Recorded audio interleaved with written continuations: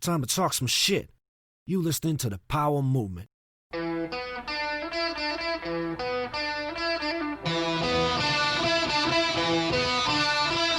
Welcome to the Powell Movement. I'm your host, Mike Powell, and this week I'm back from lake life. Yes, a vacation, and it was so nice to be out of Seattle. This place is starting to suck more every day. I'm not sure if I mentioned it, but I live 5 minutes from downtown, and there's a bridge that takes me downtown when I go there. That bridge got coronavirus in February, and they are saying that it could be years until it's open again. So now, to get downtown, it takes at least 25 minutes. It makes life such a hassle, but I work from home. The people that work downtown, it's going to take them at least an hour during rush hour to get to and from work. A lot of people will turn into bike commuters, which means that a lot of people will get hit by cars because that's what happens to bike commuters in this city. I'm of the opinion of saying fuck it, open the bridge back up and let's let folks risk it. Treat this bridge like we do the virus. Tell me there's a chance the bridge could collapse at any moment, but let me drive over it as long as I'm wearing a seatbelt. But it's my choice to be safe. I wonder what would happen. Would the bridge still get over 100,000 cars a day? Who knows? And it's not fair to compare the coronavirus to an old 8-lane bridge. But I don't know. It's a shame that the country that we are trying to make great again proves time and again that we are fucking idiots. And the idiocracy is on full display via social media. There are too many videos of morons at Walmart and other stores, but mainly at Walmart, losing their minds because they are forced to wear a mask. People are fighting about this, and it's kind of funny. I mean, I watch all the videos, and it's so simple to understand why a mask works. I mean, if you and I are both naked, and I'm sitting on your lap, and I fart, but that fart is really a shard, where physical matter actually comes out, you're gonna have shit on you.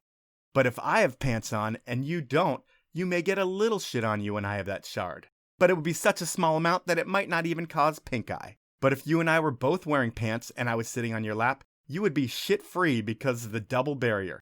It's not political, and it's not hard to understand. Speaking of things that are on the internet and are hard to understand, it's all the racism that's out there.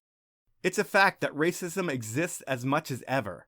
It's also a fact that because I am white, my life has been easier than my peers that are black.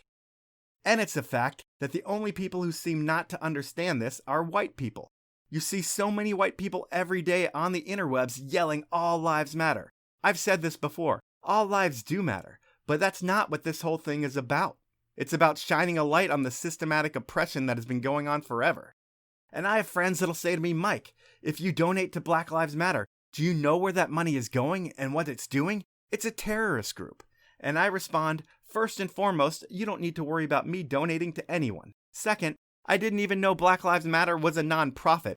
To me, it's more of a movement, and it has and will continue to shine a light on this oppression. The majority of these internet videos, whether it be race or COVID related, come out of Florida, which is where my guest this week, wakeboarder Bob Soven, is from. Bob has been in the wake spotlight since he was a little kid known as Tadpole, the little brother of Phil Froggy Soven. And while Phil crushed the contest scene, Bob did everything he could do to be different than his brother Phil. And that was made clearly evident during his Florida-based MTV reality show, Wake Bros. I'm not going to spoil the whole podcast for you. But sticking to the Florida theme, another thing with roots in both Vermont and Florida is my new sponsor for 2020, Peter Glenn Sports. I'm picky about who I'm going to work with. I've mentioned that. I want brands that I believe in and brands that have history. And Peter Glenn reached out to me a while back about a podcast they were thinking of creating. I told them that it was a waste of time and they should just sponsor a podcast instead. I had a sponsor, so I recommended a few different shows to them, and that was that. Fast forward to today, I give David a call down at Peter Glenn, and he's psyched. He's just like, "This is the worst time you could call me to talk about a partnership, but we want to get this thing going, and we're going to figure out a way to make this happen." And boom, like that, I have a partner that has 60 years of retail history, and they also compete against the online guys over at peterglenn.com. So that happened. I also need to thank my other sponsors, Stanley and 10 Barrel, for sticking with me through these tough times. Finally, I want to ask you to follow me on Instagram at The Powell Movement and tell a friend about the show. Now, it's time to talk with Bob Soven. I'm stuck on my sailboat. Are you going to be back anytime this week in a regular home? Hopefully. Oh, actually, you sound good now. Okay, nice. I'll just start it out, man.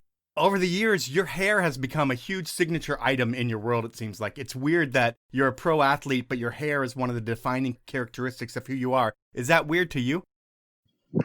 I definitely feel like Sean might beat me to the punch, but my hair definitely helped. I think anytime that you're visually noticeable, it's going to be pretty easy to make a name for yourself as long as you're winning as well. So it definitely helps to have a little bit of a look. But I actually just recently cut my hair. I cut a sweet-ass mullet. Oh, sick. Yeah, then I cut the mullet off. But for a nice little bit, I was rocking a mullet. So I had that trend going, but not too much hair anymore. Huh. And when you had the mullet and you had so much hair that I'm sure you looked like a total idiot, which is amazing. But when you go into public places, which I guess is hard with the pandemic, do you find people laughing with you or at you? I think they were just in a lot of respect to the mullet, and they definitely didn't want to mess with me. So I could kind of just walk wherever I wanted, go to the front of the lines. It was nice. And then with redheads, there's a ton of jokes about them. And, well, at this point in life, I'm sure you can handle anything. But did that ever bother you when you were a kid? No, I think I lucked out. I had darker hair and I could tan up a little bit. So I wasn't like the pasty ginger that is so known for being ridiculed. So, yeah, no, it never bothered me. And it was always a bonus to my career having red hair. And you are the tan ginger, but being that you're on the water all the time, you have probably seen some of the worst sunburns in history, I would think. Not just redheads, but anybody. And what's the worst sunburn you've ever seen in your career? Personally, I've been really good. I always wear a hat, sunglasses, and sunscreen. But I've seen my buddy Raph from Canada get like freaking sun poisoning in Australia and was in bed for 4 days. Oh, man. Yeah, he was throwing up. We had to peel the skin off him. It was so gross. Oh, it sucks. So with red hair, there comes a little bit of a stigma. It's not too bad. And there's a little bit of judgment here and there, but it's always in good, plain fun. But in the world that we live in right now, it's totally fucked up. And while you have red hair, you still have white privilege. I do too. We both come from some of the whitest sports on the planet. But with all the things going on in the country right now, do you ever think about how wakeboarding can be more inclusive? That's a tough question. I think cable parks, obviously, like our sport, the hardest barrier to entry is pretty much social class and takes a lot of money to get a boat and stuff. But at cable parks, you can rock up with $20 and get a ride and a board and all that. So if cable parks tailored to that crowd, I feel like that's something that could help make the sport more inclusive. But as far as like boat goes, like taking out a group of guys for a day, like, is that really going to change anything? So I would say cable parks would definitely be more of the answer to increasing inclusivity. Yeah, I think you're completely right. In all of these sports that are super expensive to get into, nobody has $100,000 to just get a boat. But like you said, for $20, you can go and ride. And so it is one of the few sports you can get into because ski, snowboard, and a lot of the other sports are a lot harder to get into because of that barrier to entry. For sure. So cable parks are the one way that maybe things can change in the world of wakeboarding. And I believe there's a ton of cable parks in Orlando, and I think that's where you're from. And is it born and raised in Orlando like most of the other wakeboarders out there? Most wakeboarders moved to Orlando. I'm one of the few that was actually born and raised there. It Okay. kind of became the epicenter. The magazine was here and videographers, kind of like how North Carolina is for BMX. It's kind of the same here. So it kind of just started that way. It's definitely more spread out, and there's more pros all around the world now, not just in Orlando. But there was a point where if you were pro, you had to be in Orlando. It was pretty weird. Yeah, no, I've definitely heard of most people either if they don't live there, they like make a pilgrimage there every year and spend 4 months there. Yeah. But for you, you were born into all this. Your mom is a former show skier at Cypress Gardens. And how about your dad? Is he into water sports with your mom?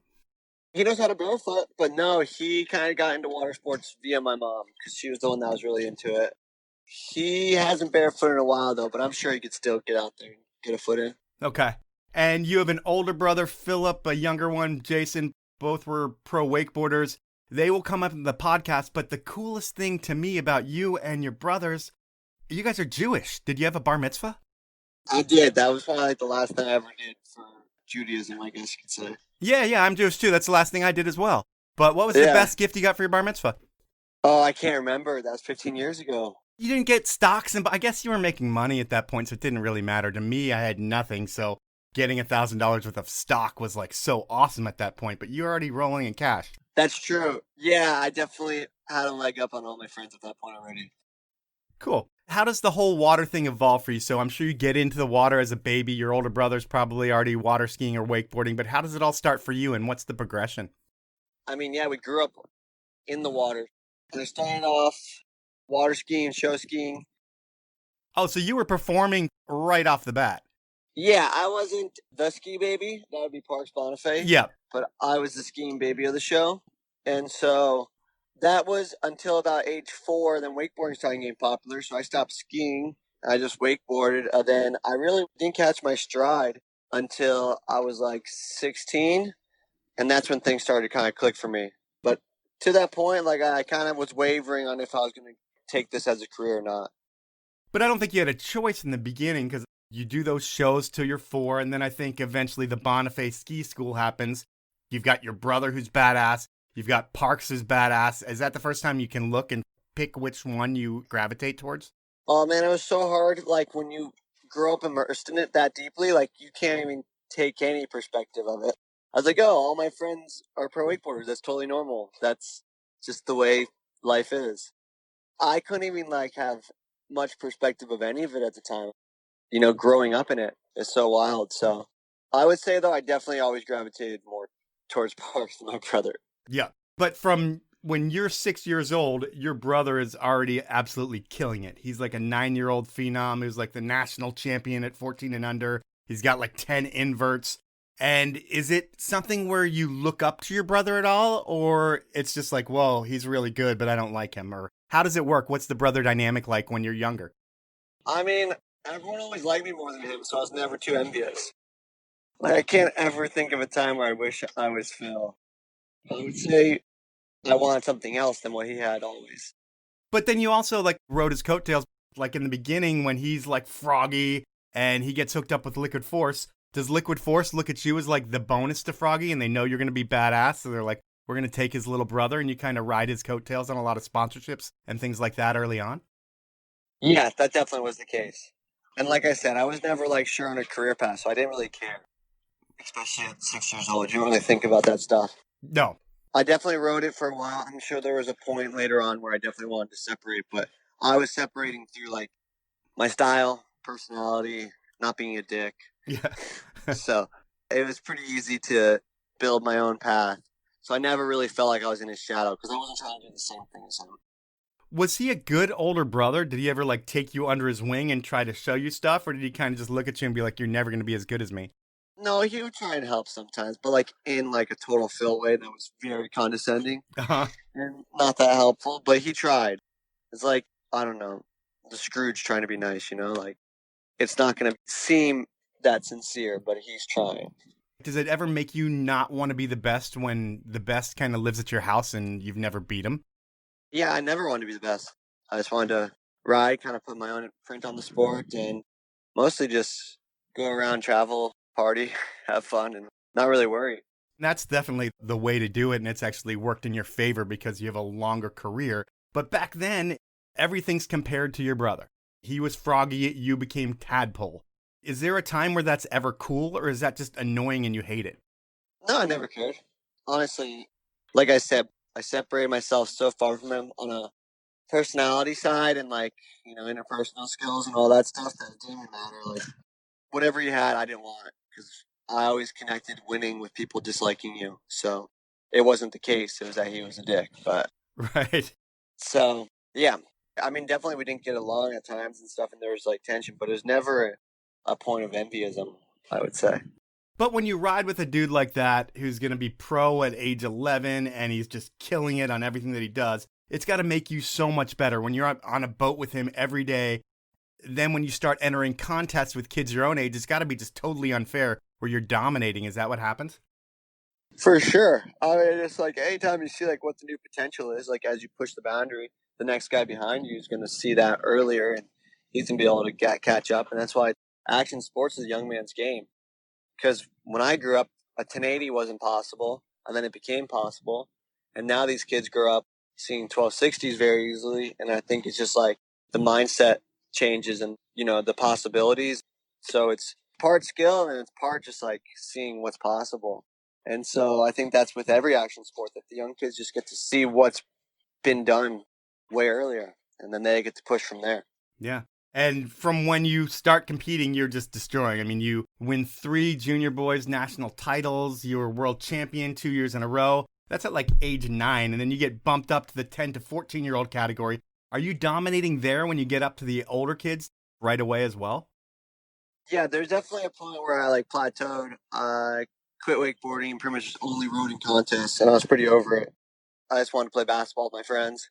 So I spent most of my time playing basketball, being a normal kid. So I had a couple of years off.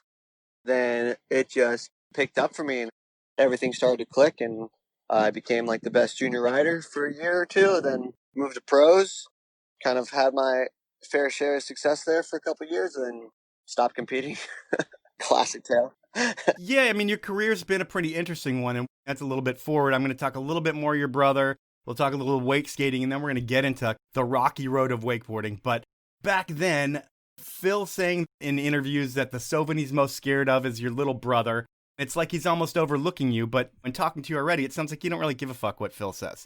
But the one thing I did notice throughout everything I found about you is you were constantly messing with Phil. You know, when people asked what you thought of Phil's riding, you say, his style sucks. I don't want to look like that guy at all. Did you guys fight a lot? Was it physical? Because I can imagine if someone told me that my style sucked, I'd be really pissed off, especially if it was my little brother. How did that work out with you two? Yeah, there's definitely some physical altercations at times, but most of it was just shit talking. I would say just normal 90s brother stuff. Not like today, but everyone seems a little more PG these days. Yeah, got heavy. It might have gotten heavy and you didn't like his style, but at the same time, he is crushing it. He wins the 2004 X Games. And does all the success that your brother and your family has had, does that put more weight on your shoulders in your contests that like you have to do well? No, not at all. It was never like pushed for us to like be pro wakeboarders. We just were. There's never ever a push from my parents or from myself or anyone. It kind of just all fell into place. Okay. And one thing that you've always been better than Phil at is wake skating. And that started to get popular in maybe the early 2000s, at least where I live, it did. Was that ever serious for you back then, or was it more just messing around? I always loved wake skating when I was younger, but I sucked. But I had a bit of a revival of wake skating last year. I was riding a lot. We put together the Wake Skate World Championships. We got 10 guys, which we had to scrap together. And we had a pretty good time, and the riding's insane. It sucks that, like, the sport is dying off, not because it's not fun to watch. I think it's just too hard to do. So the participant numbers are so low based off just it takes so long to get good. And so I think if more people committed to it, I think you could grow. It's just a big commitment. Yeah, and you know, back then, it seemed like things were building. There were brands, there were athletes that were able to be wake skate specific. And what happened to all those dudes? Did the bottom just fall out and they had to figure other things out? Yeah, like a lot of my closest friends in the industry are wake skaters, so it sucked to see like that quick drop off. But I still think there's like a desire to see the sport flourish. It's like wakeboarding's little brother, or kind of cultures that's so hard. Like that's the best part of our culture is wake skating. So I think everyone wants it to work. It's just that it's just like a hard sell. Yeah, for me, I always found it awesome because I have bad knees and I was always afraid of being caught in a wakeboard and tweaking my knee that way.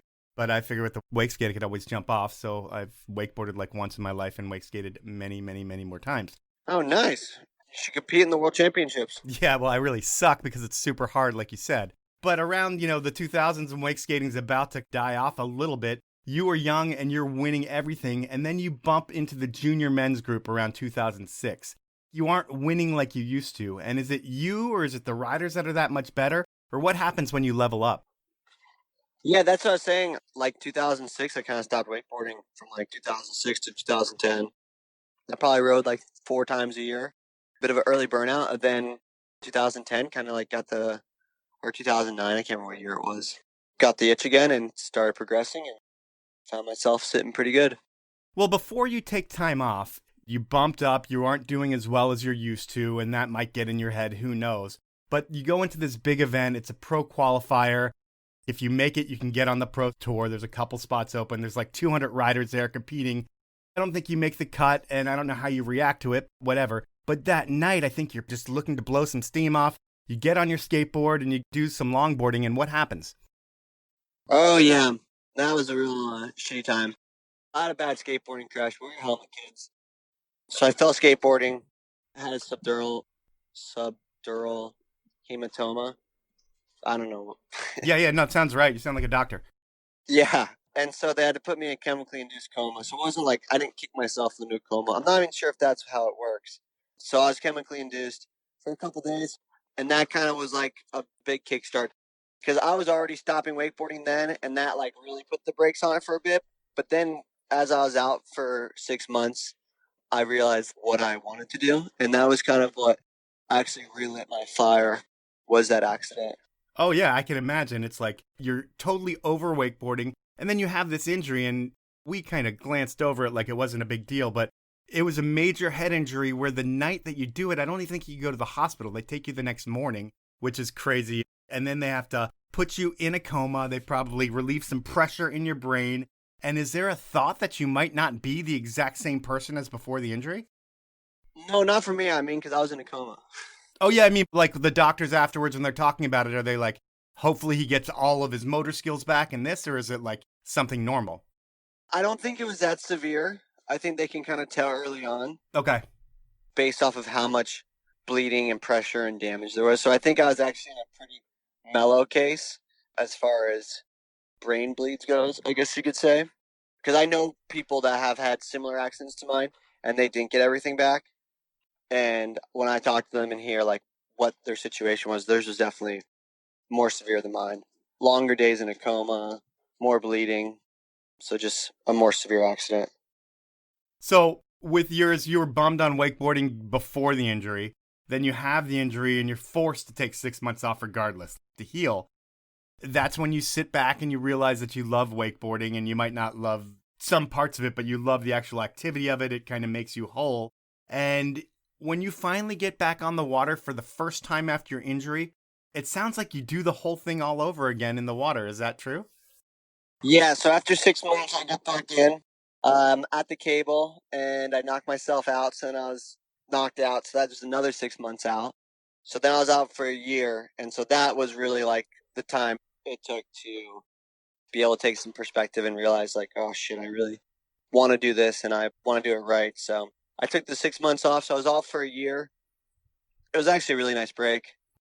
Probably what I needed. Just to let you know what's important in life.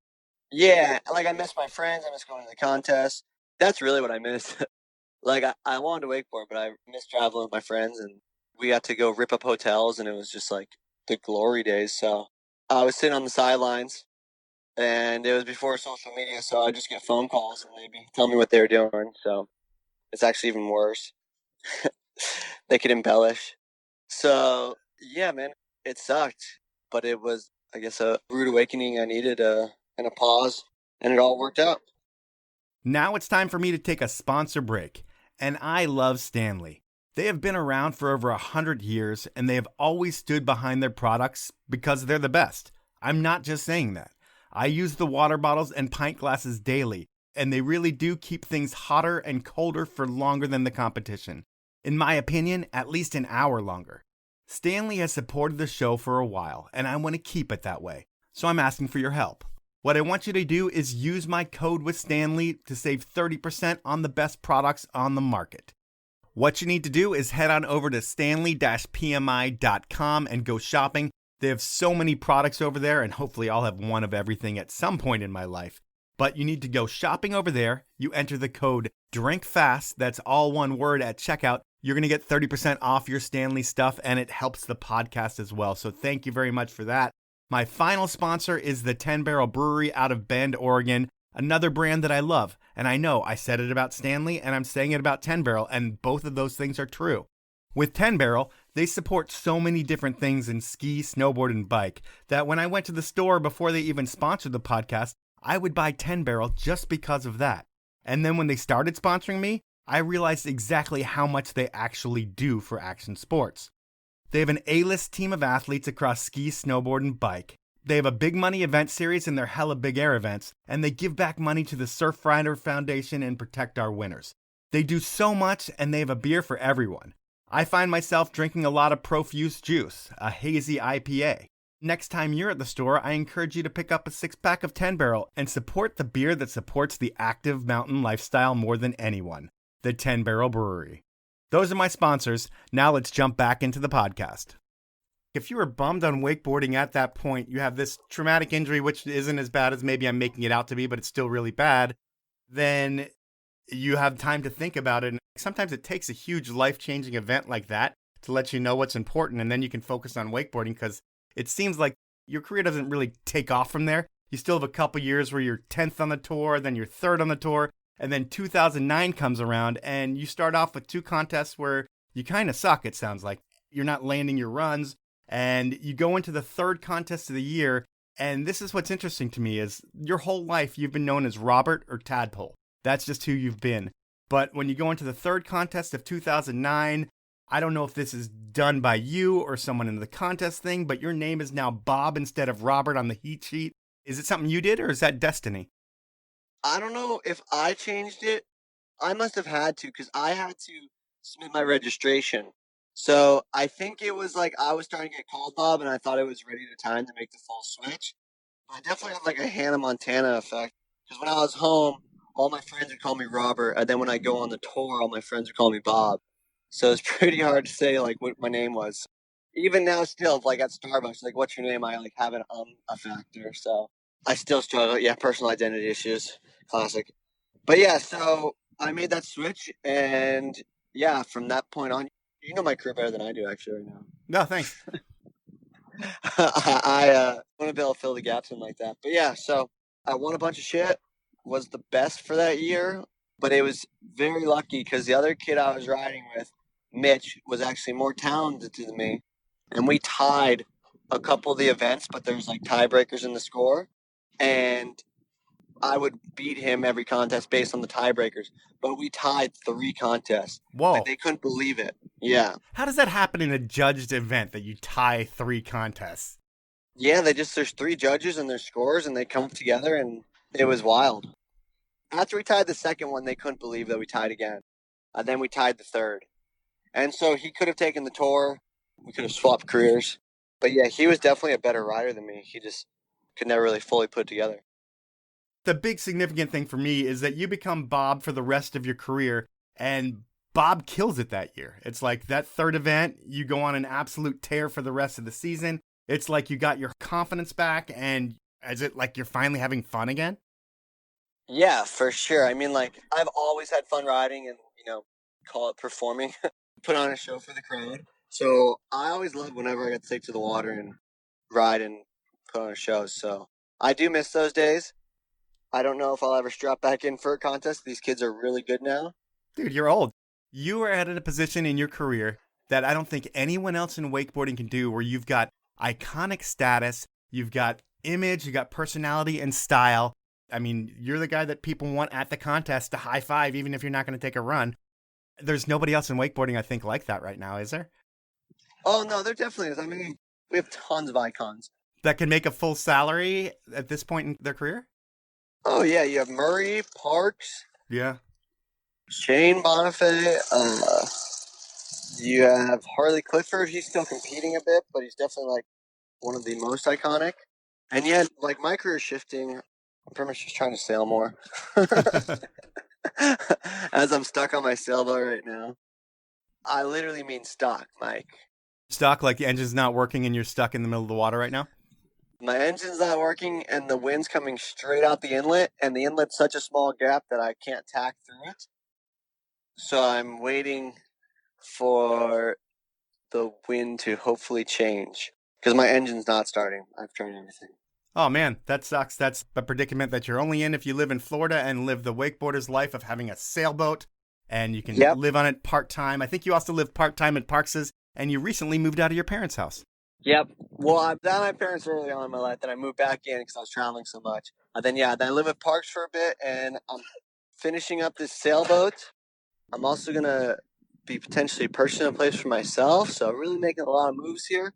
But that's all pending if I ever get back into shore here. Okay. Right now, I'm not looking good. Well, I hope this is not the last interview, but we're going to keep going until you... No, we're going to make it. Let's see where I'm going to go. So you're on the Pro Tour, but there's also video projects as well. There's Slick City. I think that might be the first big project you filmed for. But I would think that video projects are more your style, where contests are made for dudes with your brother's mentality. The video side and being able to be creative and non-judged seems right up your alley. Is that where you're most at home on a wakeboard? For sure. I mean, I've always loved like filming and trying to put down new tricks and make good at it. I was always put a lot of my effort into events as well. So that's kind of what I poured most of my career was events, a little bit of content, and then try to make people laugh and always kind of be there for my sponsors. So a lot of the guys kind of wondered what I'd be doing at times when I'd be working directly for my sponsors sometimes. So I got some backlash at times for like how much effort I poured into my sponsors and not as much to sports. So I would not say that I spent the most time focused on filming. But I had a couple projects. We had Elephant Awesome, which was a Liquid Force Films project. That was super fun. But even that wasn't like hardcore riding. It was definitely more based around having fun and stuff. So my only edit I really risked my life for was probably like my Rider of the Year edit in 2013. That was my best year. That was my peak by far. Yep, and we were going to get to that. I'll talk about the Pro Tour first, because 2010, you get on the Pro Tour after that big 2009 year, and you're competing against dudes like your brother. Going into your first contest, do you go in with the mentality that you want to win the event, or do you go into the mentality that you want to make finals, or you're just happy to be there? I always wanted to make finals because I was trying to ride in front of as many girls as possible as many times. Okay. So if I miss finals, it's usually the busiest the crowd would be. So making finals was super important to me for that. Your first event, I think it was in Colorado. I'm not 100%, but how does that event go for you? Hold on. We got Rusty calling me. So for that event, we had a reseeding process where like everyone got restacked their points. They did it in surfing one year too. So I was in third place, and my brother and Harley were in first and second. And I ended up winning that contest, and they ended up falling in that event and got fifth and sixth. And so I moved to number one in the standings. And when you're number one, you get a yellow bib. And so for 2 weeks before the next contest, I was number one, and I knew it wouldn't last because I just didn't have what it takes to stay at number one. So I really just lived it up for those 2 weeks.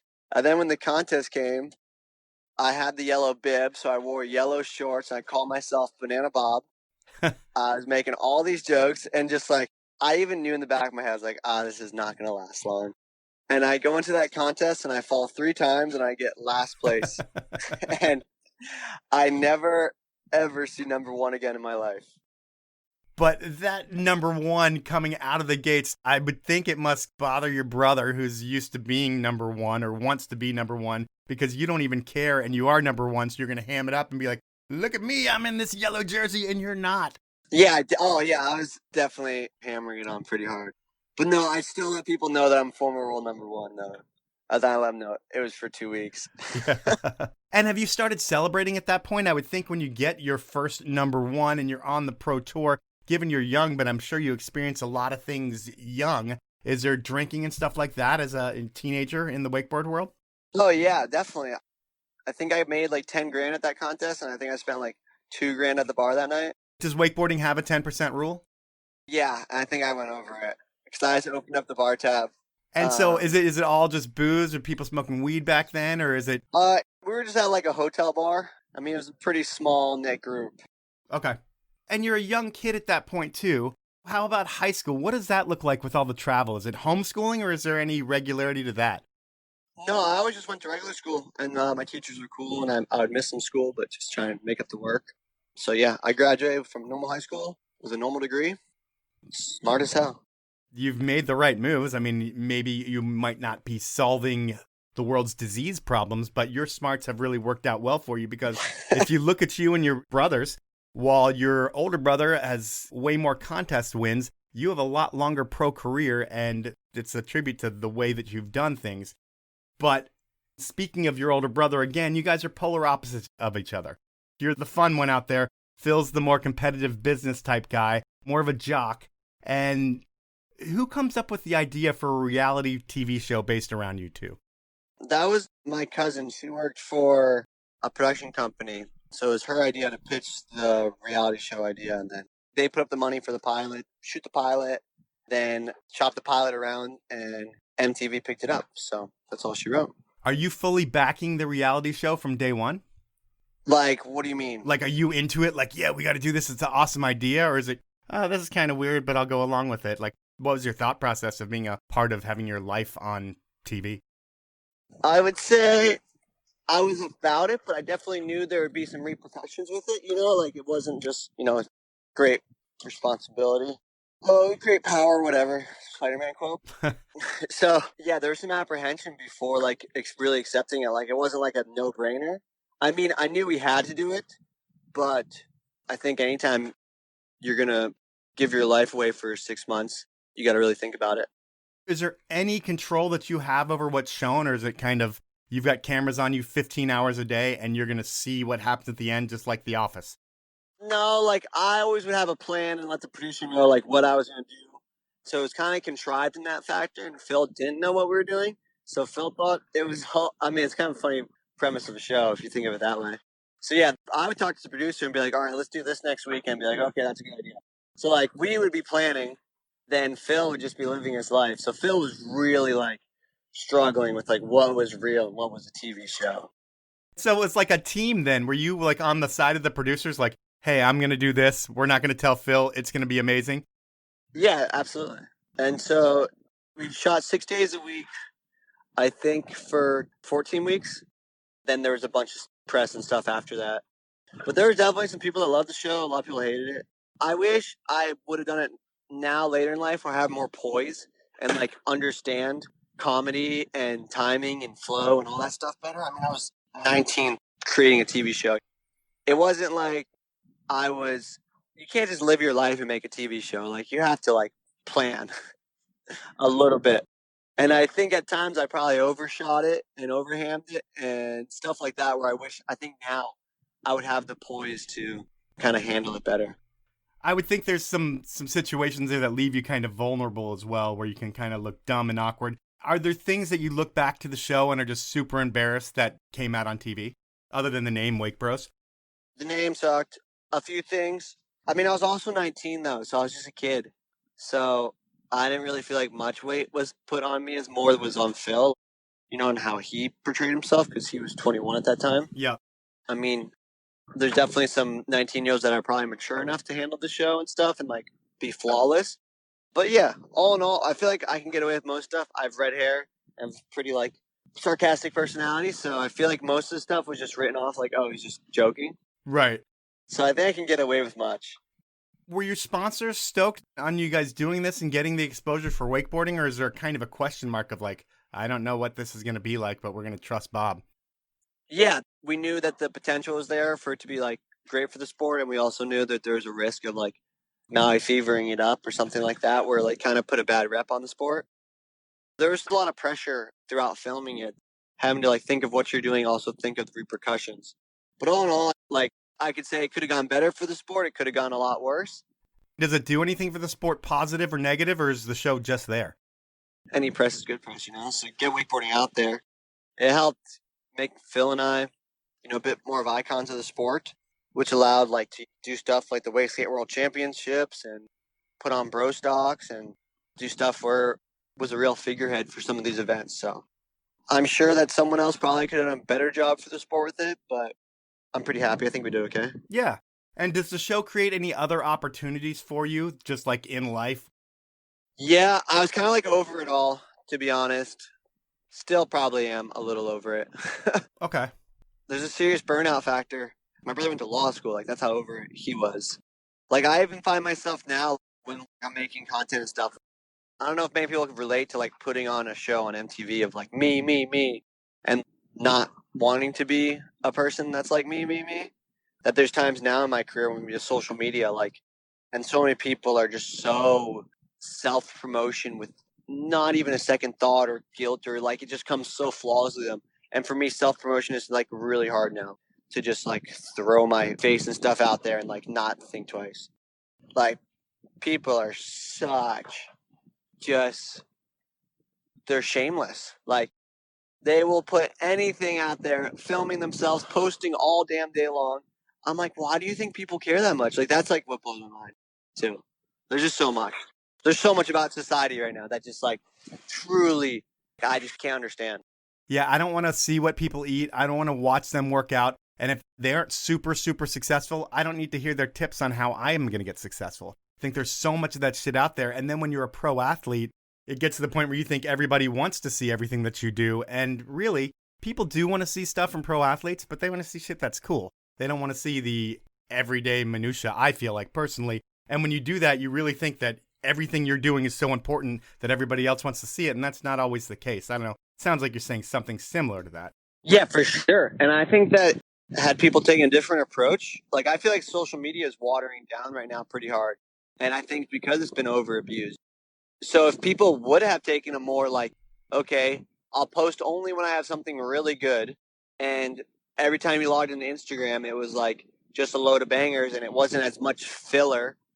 I feel like that could have had a longer longevity for the platform where I feel like I don't know how long this can sustain with people posting, like you said, minutia bullshit and people being engaged still. What do you think? I think you're totally right. I mean, in looking at what you do, it's not like you have a scheduled, I need 3 posts a day. And I think that's the problem. There is something to be said for having frequency of posts and getting people to come back. But if you are going to live a life of, I need to post 3 or 4 times a day, and it's not, I need to post what's cool and what people will like, then I think you're wasting everyone's time and it eventually gets watered down. Another part of it all, though, is do you see any wakeboarders getting sponsorship through just being social media stars? We have one. Okay. You don't need to call anybody out. I mean, Steele Lafferty, he's definitely the most social media, like, he pours his heart and soul into it. He does a good job. He just commits a lot to it. but are there those that got sponsored because of the amount of followers they have and the content they're putting out, even if it's not on the level of what you and your peers would do? No, there's yet to be someone that's come along that's kind of a subpar wakeboarder, but with a lot of followers. Okay. So I'll let you know, though, if that happens. I would be very bummed. Because influencers are the worst. If any influencers are listening to this, I'm sorry, but it's the truth. Like, probably the worst of mankind. I look at it as the real influencers are people like yourself. And I don't mean it in a negative way, but you're a personality and athlete. You're going to influence people by the choices you make and the things that you do and the stuff that you pitch. But the regular influencer that has no talent whatsoever, that might just be a pretty face, that's the stuff that sucks. Oh, yep. You said the word. Yeah, it sucks. It sucks that that's who's looked up to right now. They have nothing unique truly about them, but they post photos and travel around. Obviously, there's a few anomalies of some influencers that probably are pretty skillful and have some stuff, but for the most part, what's dominating the trends right now is definitely, yeah, like you said, skillless. And that's the opposite of the way I live. I live every day trying to build my skills and talents, and no matter what I'm doing.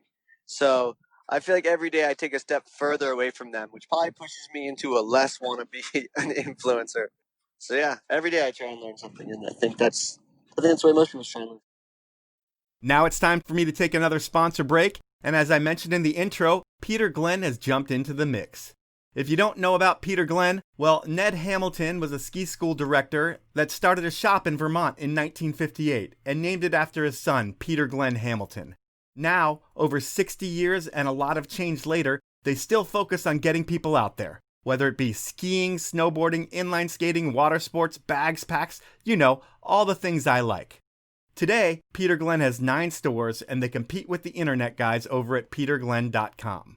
I'm working on creating some unique promotions with Peter Glenn over the next few months that will finally offer real value to you, my listeners. Until then, check out their site, peterglenn.com, and know that they offer free shipping on orders over $49. They'll match the price of my last sponsor or anyone else for that matter, and they are supporting what I'm doing, and I hope you support them back. Those are my sponsors. Now let's jump back into the podcast. Money's something I talk about a lot, and it's probably because I don't have as much as I would like to have. But in your world, you've been a pro athlete for a long time, but your sport is tiny. And what percentage of wakeboarders do you feel can make over like $150K a year to ride with all different sponsors? Is there like 10% of riders that can do that? I would say in the peak of wakeboarding, like obviously peak of sponsorship, but you look at across all action sports, obviously coming off a bit of a peak. Yep. But I'd say in the peak, there's probably close to 30 guys at that number. Whoa, that's crazy. Is that less or more than you thought? That's more than I thought. I would figure the top 10 dudes would do that. And I'm just thinking in retainer. I guess I wasn't really thinking contest because you guys have a bunch of tours with a lot of money on it. There's a lot of money in the sport. Speaking about brands and money, what brands support you? Right now, we're still going hard with Liquid Force and Body Glove, and I'm trying to get my sailing sponsors going. So I'm hopefully getting SeaDeck on my boat, which will be a float. It's kind of like restarting where I start with wakeboard, where I get like flow only. I have to build up my sponsor base. You can be an influencer. Yeah, I'm a sail influencer. I mean, if that's what it takes. See, that's where I don't know. I've never seen on the other side of the curtain, so it's probably better just to hold a camera in your face than do a job. But I really do like working on the boats and stuff, so I could see myself not having influence and just kind of being a full-time sailor and boat flipper and all that stuff. Nice. Do you get a free boat every year being a wakeboarder? I did for a while from a few brands I was with, and that well dried up. I'm sure I could pick up another boat sponsor if I went searching for it, but it's kind of like having a boat sponsor is a lot. Like they ask some of the most from you because they're giving you a boat and usually paying you. So it's a great sponsorship, but it's a huge commitment. It's like 20 days or something like that? I don't know, in days, it just adds up. And they end up being like your number one sponsor of like who you dedicate your time to. And I'm trying to bring myself in a different direction and start to like kind of be more of a part of Liquid Force and Body Glove. So I see that it's probably just best that I kind of like downsize my number of sponsors and try and upsize my roles. You're talking about brands that you've been on for what, like 20 years each? Yeah, long time. At one point I had like 9 sponsors. And people don't realize like when you have 9 bosses, how stretched thin you can get. And you're keeping mental tallies of like everyone that you're supposed to like be pleasing. Like I always envied Harley, always had like 3 or 4 sponsors and made way more money than me.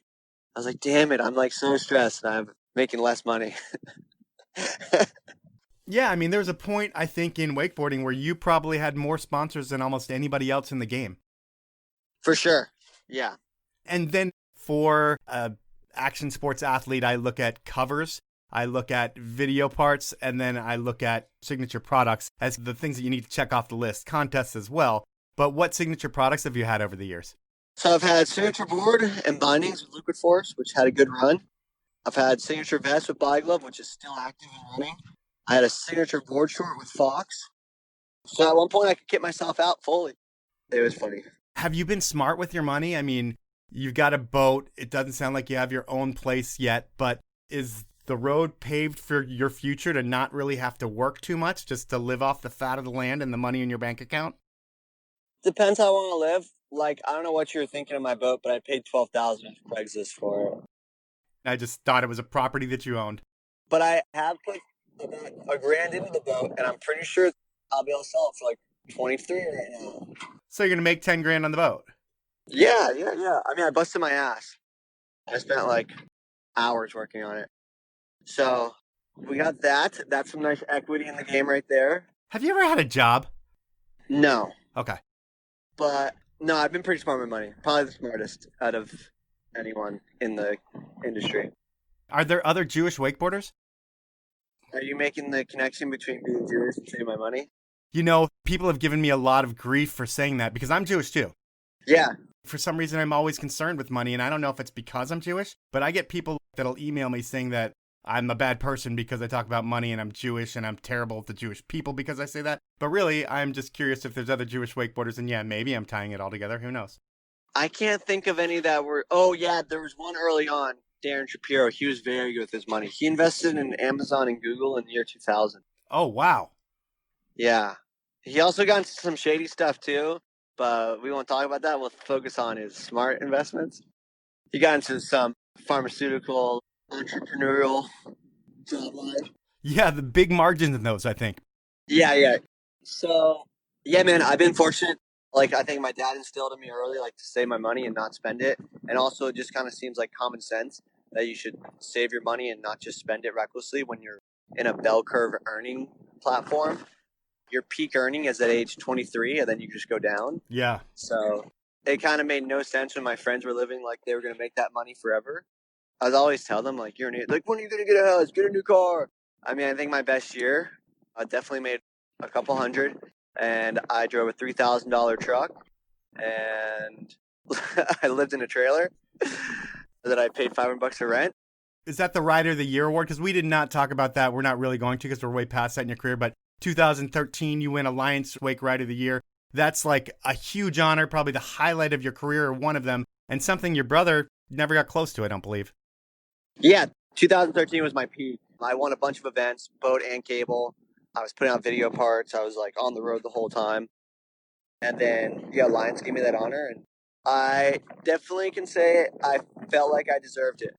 I didn't deserve it any other years because they thought about giving it to me, I think, the year before even, and I did not deserve it then. So I'm glad that was the year I won it because I don't think there was much, like, debate out around everyone that... Sorry, my sails are whipping around. That's okay. So, yeah, that was the peak. That year, you went to 14 events. You took second at one. You won 4 of them. You're the national champion. You filmed for We Live. I think there's a shit ton of stuff. That's the highlight of your career. And we've kind of talked about your career in a weird way. I can't say it was my best work through someone's life and times, but we got through it for sure. But at this point in the show, I have something that I call inappropriate questions. Okay. What I do is I get someone that you know to ask you 3 inappropriate questions. And I usually am able to record them. Then I play you their voices, but I wasn't able to record them because I don't know this person. But there's a guy that I believe you know well. His name is Harley Clifford. Okay. He came up with some inappropriate questions for you. Okay, I'm ready. And there's a bunch. I usually do 3, but I'm just going to read all of his. Filters off, right? Yeah, filters off. You say whatever you want. The filter's off the whole time on this podcast. But okay. What the fuck is with your current look? Are you going for a ginger Tiger King? He is referring to my mullet more strong than it is now. I'm now sitting in a nice Mel Gibson, Patrick Swayze hybrid mullet with a touch of Tiger King. I was definitely an Ed Sheeran Tiger King hybrid for a bit there. So he's thinking more of my mullet before I cut it off. Next question. I've seen a couple of photos of you in bikinis lately. Do you have a fetish? That's the truth. I can't deny that. I was product testing Body Glove's bikini line. You know, it's 2020. If guys wanted to wear them, that they would work. I will say you definitely don't want too big of a penis if you're wearing them. So I was okay. Jewish. Yeah, exactly. I highly recommend if there's any guys out there looking for a good bikini, pick up the Body Glove Tatiana West line. It'll do you right. Okay. And his third one is you grew up in a family of overachievers. Your dad's a pediatrician. Your younger brother is a rocket scientist. And your other brother was the best wakeboarder in the world, and now he's on his way to being a lawyer. And you are just a washed-up reality TV star, ? It's not really a question. He just wanted to jab you, I think, with that. Yeah, I respect the honesty. And I think that what I'm offering the world, sure, isn't like much intangibles. But the intangibles I'm giving, a few laughs here and there. I smile whenever I see the lady at the gas station. You know, doing the small things. I think that's really where I bring my weight to the world. We're going to ride heavy with that answer. Okay. And he's got 2 more, and I'm going to give them to you. Usually cut it off at 3. Honestly, what is it like living with Parks Bonifay? It's fascinating. He's one of the most creative humans alive. Unstructured, comes with the creative geniusness. I call him an uneducated genius. Had he gone to a proper school, maybe he would be something else. But where he is great. He is a lot more sophisticated than people think. We'll get into deep conversations all the time. Philosophy, science, history. So I think it's a different, probably, experience than people would expect. It's not all just weed and whiskey. All right. And I haven't heard these rumors, but Harley has heard rumors that you were once involved in a high-speed jack-off chase. I don't know what a jack-off chase is, so please elaborate. It's the truth. So in 2010, we were on the I-4 corridor, one of the main highways connecting Tampa to the beach. So it runs straight across the state. And we were in 2 vehicles, my buddies and I, and another group of buddies behind us. And this guy pulls up next to us in a Jeep. He's got the panels off. He's got his sunglasses on, no shirt on, bald head. And I can see he has a porn magazine on his steering wheel. And so I give the guy the thumbs up, and we're next to him, and he arches back up, and he's stroking it, just staring at me, and I'm just like, no. And I'm like, we need to pin it. So we pin it, and we're going 70 already. So now we're going 90 on like one of the worst highways in the world. And he's swerving behind us, chasing us. I have to assume he's still jerking it.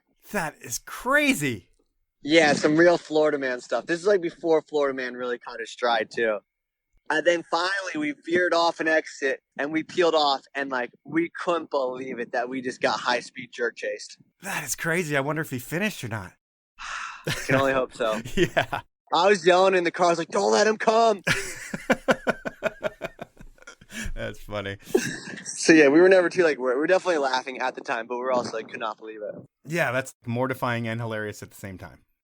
Yeah. All right, man. Well, I want to thank you for your time. Your career has been one that's like, you've had so much talent within your family, but when you look at it over the long run, while the contest guy in your family is no longer a pro wakeboarder and he is in law school and your little brother is in rocket science, whatever that means, you have become like the lifestyle dude in wakeboarding, where your personality and the way you just deal with life is something that people want to gravitate towards. And I don't think there's many people that can do what you do, is just being Bob Soven and being a pro. And that's a pretty cool thing, man, because you've had a great career along the way. And now you can kind of rest on what you've done and build on Bob the lifestyler within wakeboarding. So congrats to that, man. And thank you for your time. Man, Mike, if you want to be my agent, go for it. You sell me better than anyone can. Just take 30%. I'll just take whatever. Or take 40%. Just let me know what sponsors we're taking and what the obligations are, and we'll talk soon. So that was time with Bob Soven. And while I feel like I got a lot of information out of Bob, and you can tell that he's a fun guy, I don't believe I totally captured who the dude is.